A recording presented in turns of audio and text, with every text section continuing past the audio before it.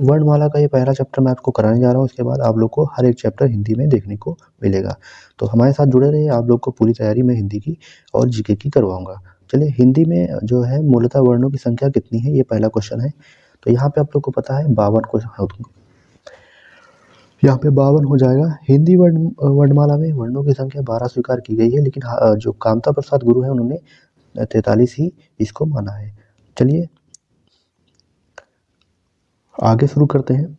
भाषा की सबसे छोटी इकाई को क्या कहा जाता है? जो भाषा की सबसे छोटी इकाई है उसको क्या कहते हैं?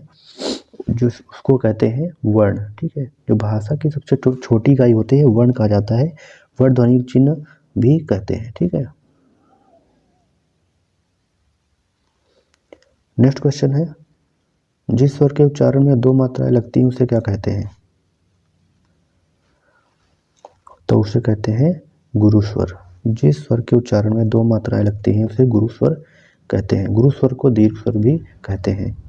इनमें से समृद्ध स्वर कौन सा है? देखिए, समृद्ध स्वर जो होते हैं ये बड़ी है। जिन स्वरों के उच्चारण में मुख जो है विवर बंद रहता है समृद्ध स्वर कहलाते हैं। हिंदी में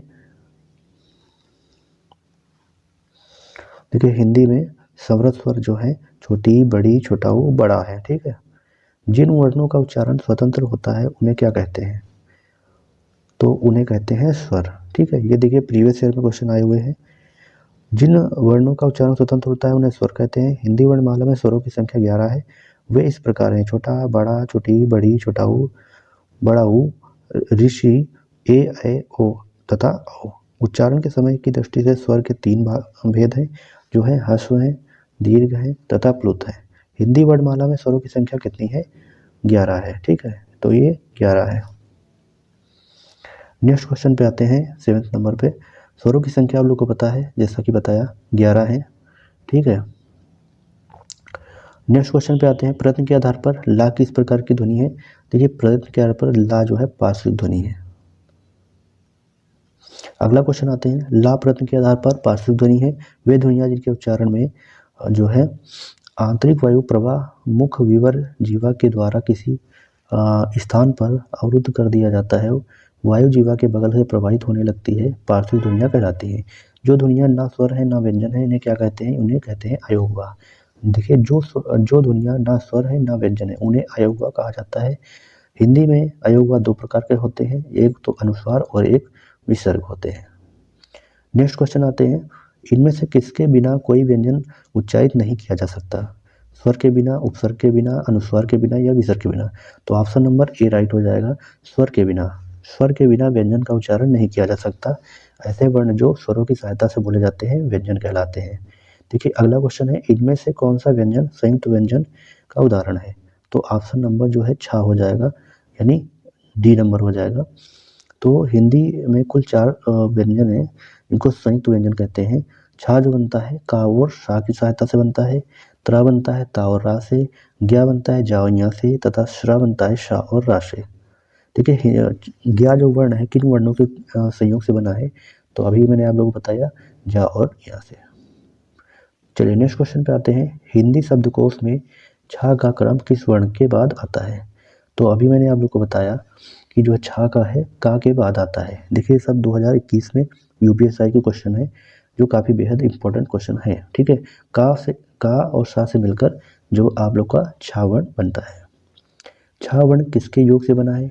फिर से देखिए रिपीट हुआ है, तो जो बना है ये का और शा से। इनमें से कौन से व्यंजन अंतस्थ व्यंजन है? अंतस्थ यानी या रा ला वा, यानी ऑप्शन नंबर ए हो जाएगा। इन्हें या अलावा इन्हें जो है अर्धस्वर भी कहते हैं। ठीक है, अंतस्थ व्यंजन को अर्धस्वर भी कहा जाता है। या अलावा किस वर्ग के व्यंजन है? ये अंतस्थ व्यंजन है। ठीक है, अंतस्थ व्यंजन है, इन्हें अर्धस्वर भी कहते हैं। इनमें से किसका उच्चारण स्थान कंठ है? देखिए, जो कंठ से है वो गा है। देखिए, मैं आप लोगों को बताना चाहता हूँ, गा का उच्चारण स्थान कंठ है।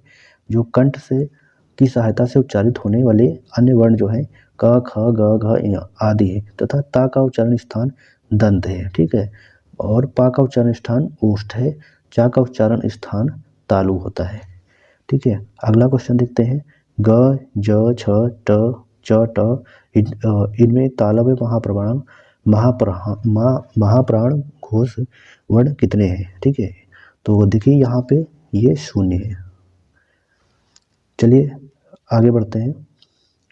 यहाँ पे देखिए इसकी व्याख्या दी गई है, उपयुक्त सभी वर्णों का विश्लेषण इस प्रकार किया गया है। तो यहाँ पे आप देखिए जो गा है, ठीक है, गा कंठ वर्ण की ध्वनि है, ये अल्पप्राण वर्ण है, घोष वर्ण है, ठीक है। इसी तरह ज है तालव्य वर्ण है, अल्पप्राण है और घोष वर्ण है। छ जो है तालव्य वर्ण है, महाप्राण है, अघोष वर्ण है। देखिए च जो है तालव्य वर्ण है, अल्पप्राण है और अघोष वर्ण है। उसी तरह तालव्य वर्ण अल्पप्राण और जो है च अघोष वर्ण है।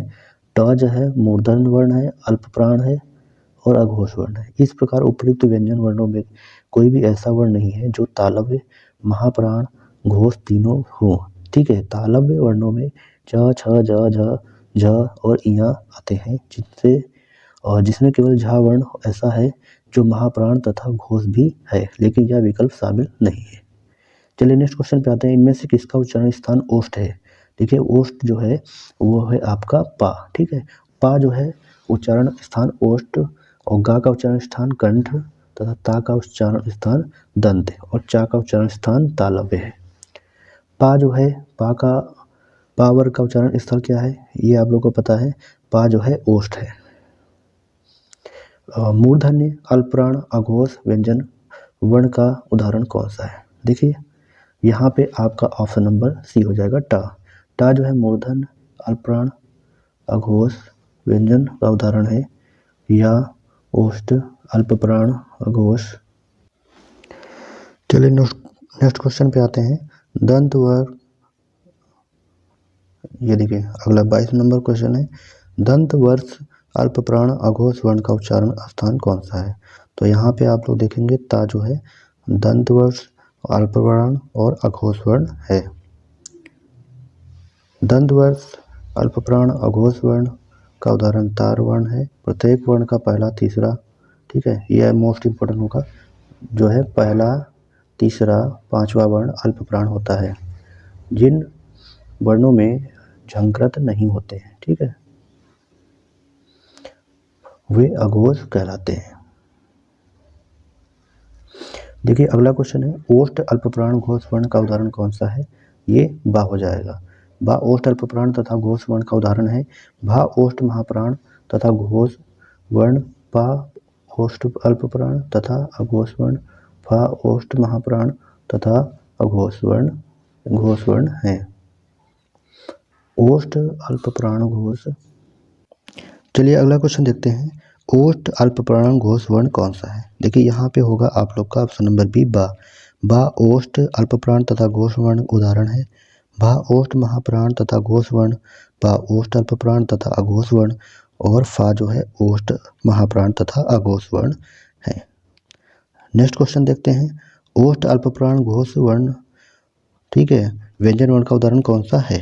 तो यहाँ पे देखते हैं ऑप्शन नंबर बी बा हो जाएगा। इनमें से बा की ध्वनि कौन सी है, या आप लोग का फिर से रिपीट हुआ है, ओष्ठ हो जाएगा, ठीक है। ओष्ठ, महाप्राण, घोष वर्ण का उदाहरण कौन सा है।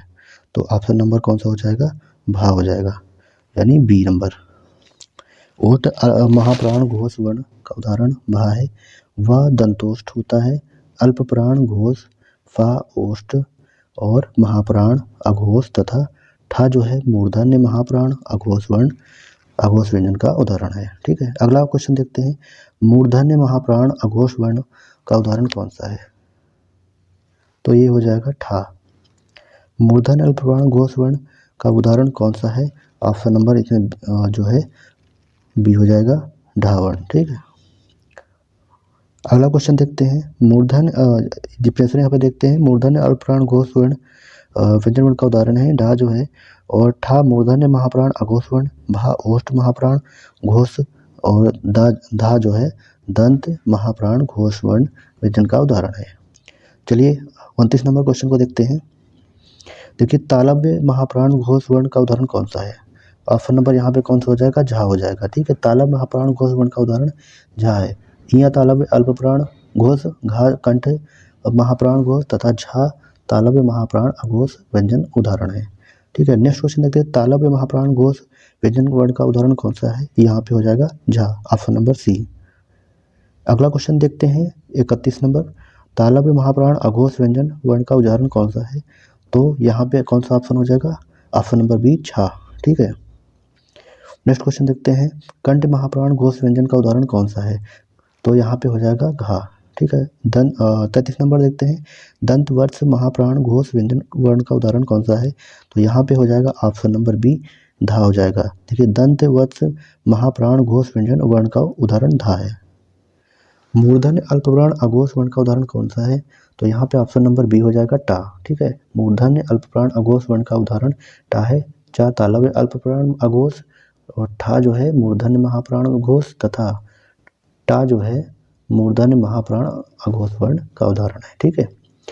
कंठ अल्पप्राण व्यंजन वर्ण का उदाहरण कौन सा है? ऑप्शन नंबर डी हो जाएगा, ढ। ठीक है। न जो है कंठ अल्पप्राण, था दंत महाप्राण अघोष और धा दंत महाप्राण अघोष तथा फा ओष्ठ महाप्राण अघोष वर्ण के उदाहरण है। नेक्स्ट क्वेश्चन देखते हैं 36 नंबर, कंठ अल्पप्राण व्यंजन वर्ण का उदाहरण कौन सा है? यहाँ पे गा हो जाएगा। देखिए, कंठ अल्पप्राण व्यंजन का उदाहरण जो है गा होता है। ठीक है। कंठ महाप्राण घोष वर्ण का उदाहरण कौन सा है? जो ऑप्शन नंबर हो जाएगा डी, यानी यहाँ पे हा हो जाएगा, कंठ महाप्राण घोष वर्ण। ठीक है। मूर्धन्य ह्रस्व स्वर का उदाहरण कौन सा है? तो यहाँ पे देखते हैं जो है ऋषि है। ठीक है। यानी ऑप्शन नंबर ए। अगला क्वेश्चन देखते हैं, इनमें से किसका उच्चारण स्थान दंत है? देखिए, ऑप्शन नंबर यहाँ पे सी हो जाएगा, दंत। ठीक है। Option number C. ता का उच्चारण जो है स्थान दंत है, गा का उच्चारण स्थान कंठ है, पा का उच्चारण स्थान ओष्ठ है तथा चा का उच्चारण स्थान तालु है। चा का जो है तालु है। सा का उच्चारण स्थान इनमें से कौन सा है? देखिए, यहाँ पे आप लोग को बताना चाहता हूँ, ये जो है ऑप्शन नंबर डी हो जाएगा, तालु। छोटी बड़ी या चा छा ज झ या शा, ये उच्चारण स्थान इनका जो है तालु होता है। निम्नलिखित में से किस व्यंजन का उच्चारण स्थान तालु से होता है? तो ऑप्शन नंबर सी हो जाएगा, ज। ठीक है। निम्नलिखित में से कौन सा व्यंजन अघोष है? तो ऑप्शन नंबर ए हो जाएगा, यानी खा। देखिए, का ख च छ ट ठ ड त थ प फ श श श, ये अघोष व्यंजन है। ठीक है, वर्ण है। और गा तथा ज तथा घ, ये घोष वर्ण घोष व्यंजन है। ठीक है। अगला क्वेश्चन देखते हैं 43 नंबर, यहाँ पे देखिए ग ग ड ठ त, ये कितने अघोष हैं? ठीक है। इसमें जो है दो हैं। ठीक है। घ ग ढ थ त ट, ठीक है, में दो अघोष व्यंजन ठा और तथा था ता जो है। ठीक है। मतलब ये दो आपके अघोष हैं। अघोष वर्ण इस प्रकार है, क ख च छ ट ठ त थ प फ श श श। ठीक है। ये तीनों श, ये सब अघोष वर्ण है। इनमें से कौन सा वर्ण अघोष है? देखिए, चा जो है आपका अघोष है। हिंदी में अल्पप्राण वर्णों की संख्या कितनी है? हिंदी में अल्पप्राण वर्णों की संख्या 30 है। ठीक है। हिंदी में अल्पप्राण वर्णों की कुल संख्या जो है 30 है। वे इस प्रकार हैं, जैसे क ख ट च छ ज य ट ठ न त द न प ब म य र लावा तथा सभी 11 स्वर्ण भी अल्पप्राण होते हैं। इस प्रकार 19 व्यंजन तथा 11 स्वर अल्पप्राण होते हैं। नेक्स्ट क्वेश्चन देखते हैं, इनमें से किस शब्द में ऋषि की मात्रा का उपयोग हुआ है? तो ऑप्शन नंबर ए हो जाएगा, वृष्टि में। ठीक है। देखिए, वृष्टि शब्द में ऋषि का मात्रा का उपयोग हुआ है। वस्तुतः व वर्ण में ऋषि की मात्रा लगी हुई है, जबकि रिपु शब्द में ई तथा छोटा ऊ की मात्रा क्रिया में बड़ी और बड़ा आ की मात्रा तथा रा का एक रूप लगा है। वर्षा में आ बड़ा आ की मात्रा एवं रा का रूप लगा है। अगला क्वेश्चन देखते हैं 47 नंबर, इनमें से 4 वर्ग के वर्णों का उच्चारण स्थल कौन सा है? तो ये हो जाएगा तालु। नेक्स्ट क्वेश्चन पे आते हैं, स्पर्श वर्णों की व्यंजन जो है संख्या कितनी है? वर्णों की संख्या कितनी है? तो यहाँ पे 25 हो जाएगी, ऑप्शन नंबर डी।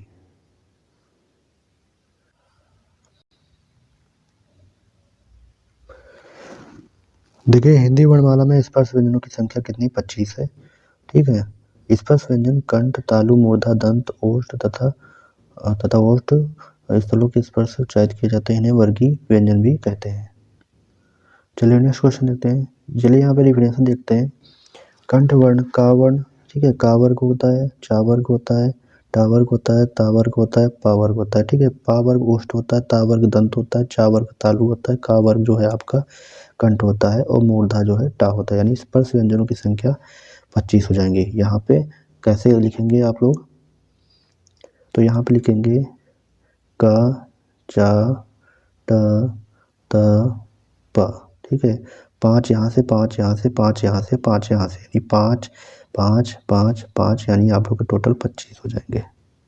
ये जो है कचट तप, ये मतलब आपके जो है स्पर्श व्यंजन है। इनमें से अमानक वर्णों का विकल्प कौन सा है? तो देखिए यहाँ पे त्रुटि है।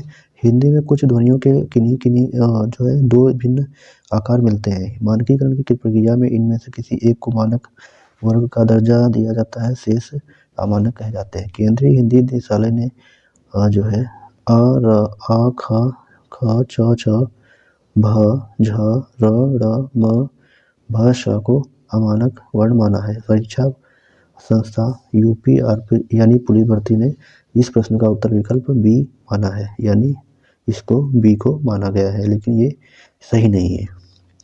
अनुनासिक स्वरों का उच्चारण स्थल कौन सा है? देखिए अनुनासिक स्वरों का उच्चारण स्थल आप लोग का जो है नाक और मुंह से स्टार्ट होता है। तो अनुनासिक स्वरों का उच्चारण स्थल नाक और मुंह है। अनुनासिक को चंद्र बिंदु से भी प्रदर्शित करते हैं। कौन सा वर्ण पंचमाक्षर है? देखिए माँ जो है पंचमाक्षर है। देखिए यहाँ पे डेफिनेशन, यह अना और ना तथा मा पंचमाक्षर है, यानी कचटतब जो होते हैं स्पर्श व्यंजन का लास्ट वाला जो होता है तो आप लोग का पंचमाक्षर कहे जाते हैं। गा कंठ वर्ग, दा दंत वर्ग तथा सा उष्ण व्यंजन कहते हैं। इनमें से जो है किससे शब्द का आरंभ नहीं होता है? तो डा दे देखिए, इससे जो है कोई भी शब्द स्टार्ट नहीं होता है। शब्द का आरंभ ड़ा से नहीं होता। किसी भी शब्द का आरंभ स्वर अथवा व्यंजन से होता है। व्यंजन वे वर्ण हैं जिनका उच्चारण स्वरों की सहायता से होता है। ठीक है, तो आप लोग अगला क्वेश्चन देखते हैं। इनमें से कौन सा दंत नहीं है? ठीक है, दंत ध्वनि नहीं है। तो ता जो है, सॉरी, क्वेश्चन पूछा गया इनमें से कौन सा दंत ध्वनि है, तो ता जो होता है दंत ध्वनि होता है, बाकी नहीं होगा। ता दंत ध्वनि है, छा तालव्य ध्वनि है, पा ओष्ठ ध्वनि है, का कंठ ध्वनि है। चलिए नेक्स्ट क्वेश्चन देखते हैं। यहाँ पे अगला क्वेश्चन है, किसका उच्चारण स्थान दंत है?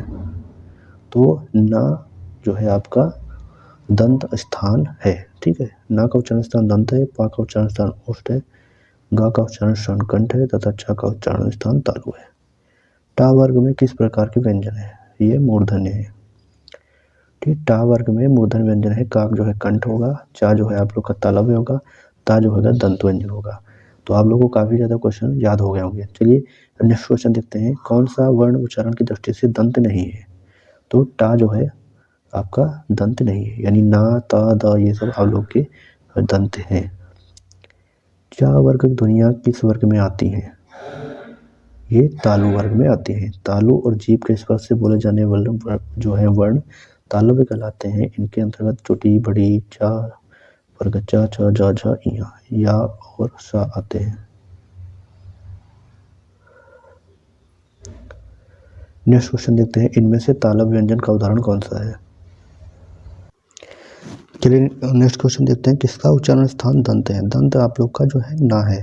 ठीक है, दंत आप लोग का ऑप्शन नंबर बी होगा, ना। ठीक है, अगला वर्ग देखते हैं। टा वर्ग में किस प्रकार के व्यंजन है? तो टा वर्ग में आप लोग के मूर्धन्य है। ठीक है, यह कौन सा उच्चारण स्थान की दृष्टि से दंत नहीं है? तो दंत आप लोग का जो है टा नहीं है, ना है, ता है, दा है। ठीक है, अगला क्वेश्चन देखते हैं। चा वर्ग ध्वनियाँ किस वर्ग में आती हैं? तो चा वर्ग ध्वनियाँ जो है तालु में आती हैं। तालु और जीभ के स्पर्श से बोले जाने वाले तालव्य कहलाते हैं। इनके अंतर्गत छोटी बड़ी चा वर्ग यानी चा छा जा झा या और सा भी आते हैं। इनमें से तालव्य व्यंजन का उदाहरण कौन सा है? देखिए तालव्य व्यंजन का उच्चारण जो है आप लोग को पता है चा छा जा झा है। ठीक है, और छा ध्वनि का उच्चारण स्थान कौन सा है? तो यहाँ पे ऑप्शन नंबर बी तालव्य हो जाएगा।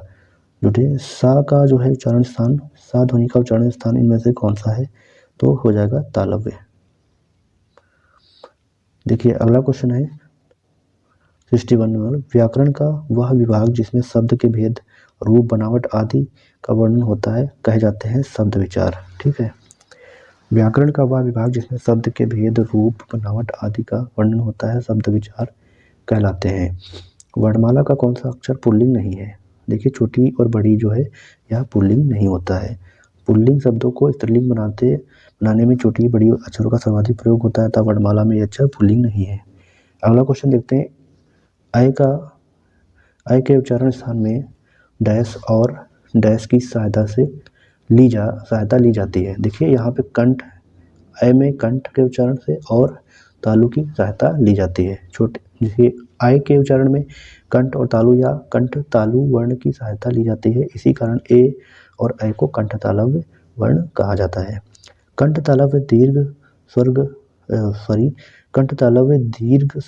वर्ण का उदाहरण कौन सा है, तो यहाँ पे अभी मैंने बताया ए हो जाएगा।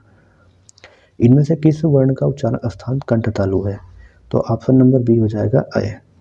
कंठोष्ठ दीर्घ स्वर्ण, ठीक है, दीर्घ स्वर वर्ण कौन सा उदाहरण है, तो यहाँ पे ऑप्शन नंबर बी हो जाएगा औ। ठीक है, कंठोष्ठ, ठीक है, कंठोष्ठ दीर्घ स्वर वर्ण का उदाहरण औ होता है। औ स्वर का उच्चारण स्थान कंठोष्ठ है। अगला क्वेश्चन देखते हैं, ठीक है, ओष्ठ दीर्घ स्वर का उच्चारण स्थान कौन सा है, तो यहाँ पे देखेंगे बड़ा ऊ जो है, ठीक है, हो जाएगा। ओष्ठ दीर्घ स्वर का उदाहरण ऊ बड़ा ऊ है।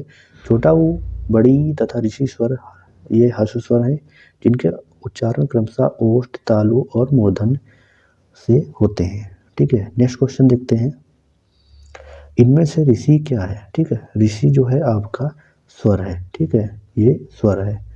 इनमें से किन वर्णों को व्यंजन भी कहा जाता है, जिनका उच्चारण स्थान स्वरों और वर्णों की सहायता से किया जाता है, वे जो है आप लोग के व्यंजन कहे जाते हैं। ठीक है, जिन वर्णों का उच्चारण स्थान स्वरों के वर्णों की सहायता से किया जाता है उन्हें जो है व्यंजन कहा जाता है। हिंदी में मूल व्यंजन कितने हैं, 33 यानी 33 है। अगला क्वेश्चन देखते हैं, हिंदी वर्णमाला में व्यंजन वर्णों की संख्या कितनी है। देखिए 33 है। हिंदी वर्णमाला में कुल जो है 33 मूल व्यंजन है। इनमें पंचवर्ग के व्यंजन 25 यानी जो स्पर्श व्यंजन होते हैं, अंतस्थ के 4, ठीक है, यार अलावा उष्ण के 4 यानी तीनों शाह और हा। ठीक है, हिंदी वर्णमाला में मूल स्वरों की संख्या कितनी, 11 है। इनमें से कौन सा व्यंजन उष्ण है। देखिए यहाँ पे हा हो जाएगा, उष्ण आप लोगों को बताया, यार अलावा और हा। ठीक है, सॉरी, इसमें जो है तीनों शाह और हा हो जाएंगे। उष्ण व्यंजन 4 प्रकार के होते हैं, तीनों शाह और हा। इनका उच्चारण स्थान प्रकार रगड़ या घर्षण से उत्पन्न होता है। हा जो है यहाँ पे आप लोग का हो जाएगा ऑप्शन नंबर, ठीक है, ए। अगला क्वेश्चन देखते हैं, निम्नलिखित में से कौन सा ऊष्म व्यंजन है, तो हा जो है ऊष्म व्यंजन भी है। इनमें से कौन सा व्यंजन ऊष्म है, ऑप्शन नंबर जो है आपका बी हो जाएगा श। ठीक है, ड़ का वर्ण उच्चारण स्थान बताइए। ठीक है, तो यहाँ पे आप लोग का रा का उच्चारण स्थान डैश और वर्ग डैश है, इस स्थान में कौन सा सही होगा, तो यहाँ पे आप लोग देखिए यहाँ पे कुछ अशुद्धि है। ड़ा का उच्चारण स्थान मूर्धा और इसका टा वर्ग में चौथा स्थान है, या इस क्रम में टा ठ ड ढ ड़। ठीक है, यहाँ यह प्रश्न त्रुटिपूर्ण है। प्रश्न इस प्रकार होना चाहिए, ड़ा वर्ग का रा वर्ग है डैश और वर्ग में स्थान है। हालांकि उपर्युक्त में डी विकल्प को सही माना गया था। ठीक है, इसको चलिए दोस्तों, ये आज के इतने क्वेश्चन रहे। तो 74 क्वेश्चन थे जो वर्णमाला से थे, काफ़ी ज़्यादा मोस्ट इंपॉर्टेंट क्वेश्चन है जो रिपीटेड होते हैं। तो ये सब आप लोग के जो है यूपीएसआई में 2021 में शिफ्ट में आए हुए हैं। तो ये यूपीएसआई और कांस्टेबल के लिए दोनों के लिए बहुत ही महत्वपूर्ण हो जाता है। तो अगला जो है सेशन में कोई दूसरे टॉपिक पे लेके आऊँगा, आप लोग को सारे चैप्टर में करा दूंगा जो आप लोग के एग्ज़ाम में आने वाले हैं। तो यूपी कांस्टेबल के काफ़ी हेल्पफुल ये क्वेश्चन होंगे। तो चलिए नई वीडियो में मिलते हैं। चैनल को जरूर सब्सक्राइब कर लीजिएगा ताकि आप लोग को नई नई वीडियो मिलते रहे। आशा करता हूँ आप लोग की वीडियो अच्छी लगी होगी। अच्छी लगी तो प्लीज़ वीडियो को जरूर लाइक करें, अपने दोस्तों को शेयर करिए। मिलते हैं नई वीडियो के साथ, तब तक के लिए जय हिंद, वंदे मातरम।